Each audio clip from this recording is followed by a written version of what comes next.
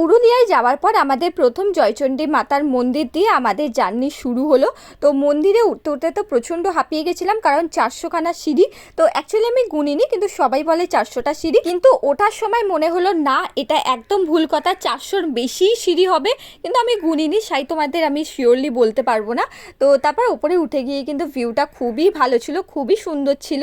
আর পুরুলিয়ার সকালবেলার ওয়েদারটা গরম থাকলেও রাত্রেবেলা কিন্তু খুবই ঠান্ডা পড়ে। সেটা আমি কেন জানি না, পুরুলিয়ার ওয়েদার হুট করে গরম, হুট করে কেন ঠান্ডা হয়। তো ওপরে গিয়ে আমি তো খুবই এনজয় করছি, অনেক ফটো, অনেক ভিডিওস আমি ক্যাপচার করে নিয়েছি ফোনে।